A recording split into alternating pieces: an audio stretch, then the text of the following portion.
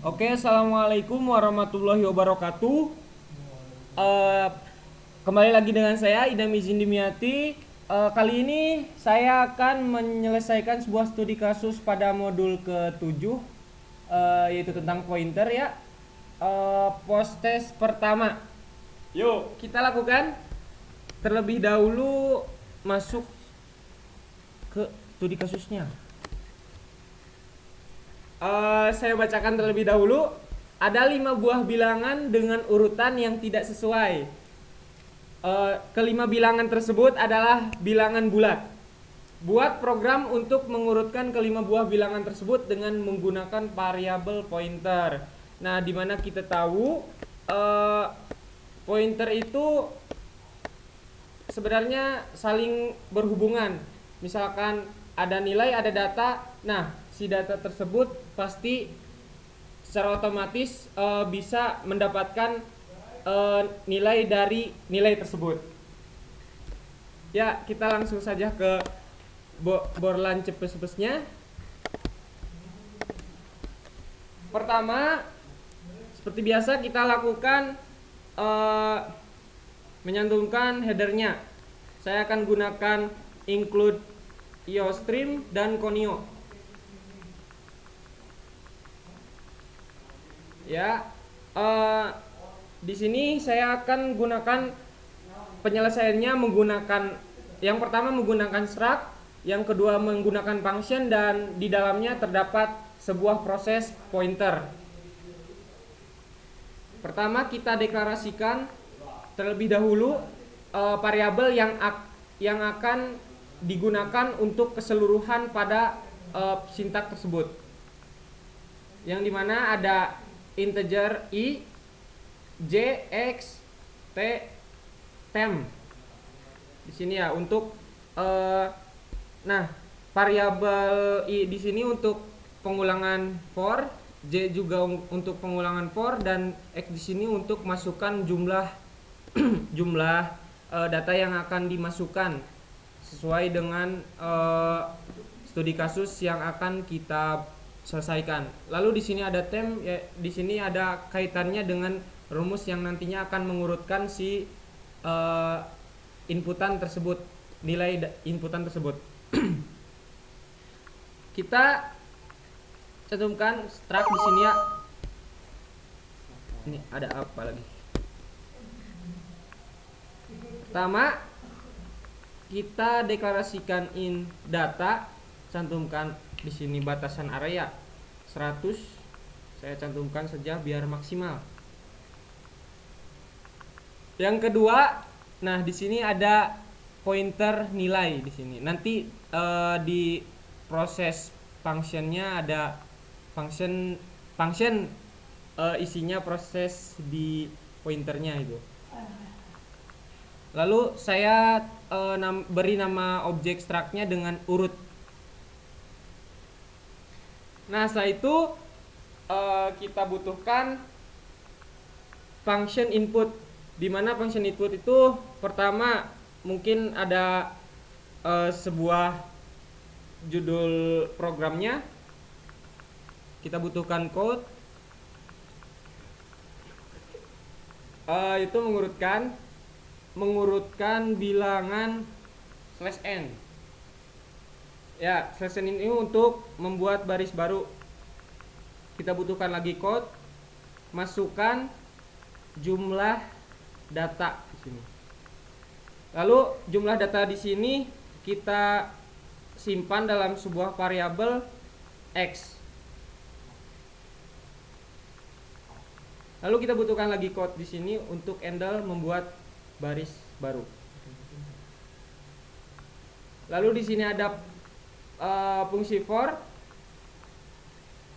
i sama dengan 0, i kurang dari x, i plus plus di sini increment ya. Fungsi x di sini yaitu untuk mengulangi si jumlah data yang akan diinputnya. Ya, kita butuh di dalamnya kita butuh code di sini yang akan diulangnya, berarti masukkan angka ke Kita panggil I. Ini apa?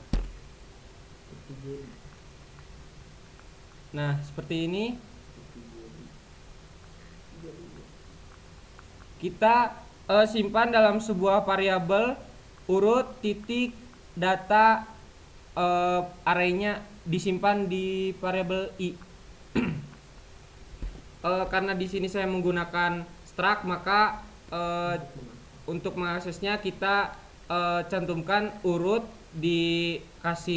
diberi titik, lalu kita cantumkan nama variabelnya.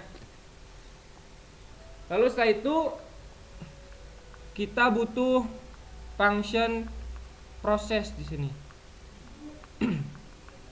Function proses di sini isinya pengeksekusian dari data yang diinputkan dari fungsi input. Ada code di sini /n untuk membuat baris baru data sebelum diurutkan. Nah, sebelum data diurutkan, maka data di sini akan dikeluarkan terlebih dahulu, akan diperlihatkan. Karena nanti di programnya data sebelum diurutkan dan ada data yang sudah diurutkan. Nah, seperti itu.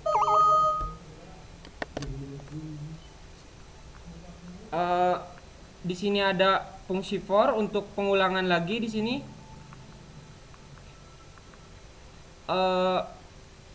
I sama dengan 0, I kurang dari X, I plus plus. Nah, di sini kita butuhkan code lagi urut data I. Kita panggil si data urut yang sudah diinputkan tadi di function input. Setelah itu kita code handle untuk membuat baris baru. Di sini kita gunakan for lagi untuk proses mengurutkan si data yang sudah diinputkan tadi. I plus I kurang dari X plus X kurang dari 1 di sini. Oh iya, karena di sini di studi kasusnya ada 5 buah bilangan dengan urutan yang tidak sesuai, kelima bilangan tersebut adalah bilangan bulat. Nah, di sini saya gunakan programnya sesuai keinginan kita akan mengurutkan berapa. Misalkan 5 juga bisa, 3 juga bisa, ya seperti itu. Saya lupa tadi untuk menjelaskannya. Kita butuhkan lagi for di sini untuk pengulangan, berarti mengulangi apa yang diulang itu. Apa yang harus diulang itu? J kurang dari X, J plus plus di sini. Lalu kita butuhkan pengeksekusian if di sini. Kita panggil si data, si urut data, lalu arraynya I, yang tadi data yang sudah disimpan, yang sudah dibawa oleh si variabel I-nya. Lebih dari data J di sini. Nah, setelah itu kita butuhkan rumus di sini ya. Rumus yang digunakan untuk mengurutkan si data yang sudah diinputkan. Kita cantumkan temp sama dengan urut titik data I, terus urut data I sama dengan urut titik data J, lalu ada urut titik data, ada arraynya J, lalu sama dengan temp. Yo, tutup kurawal ya. Lalu setelah itu kita butuhkan fungsi output. Nah, fungsi hasil berarti di sini ya. Hasil dari inputan lalu prosesnya. Kita butuhkan urut titik nilai sama dengan urut titik data. Nah, di sini yang urut titik nilai sama dengan urut titik data itu ada hubungannya sama si pointernya. Berarti si data ini nilainya akan diestafetkan ke nilai di sini. Seperti itu. Ada code di sini, berarti data setelah diurutkan. Yo, seperti itu. Kita ada for lagi di sini. Di plus. Nah, lalu kita akan mengulangi ini urut titik nilai i di sini. Kita panggil. Nah, setelah itu kita butuhkan ke main utama, itu point main di sini. Lalu ini kita langsung mencantumkan si fungsi input, lalu ada fungsi proses, ada output ya.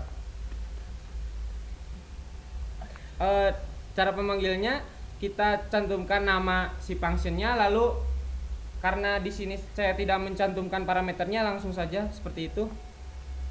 Lalu kita panggil lagi proses, lalu output di sini.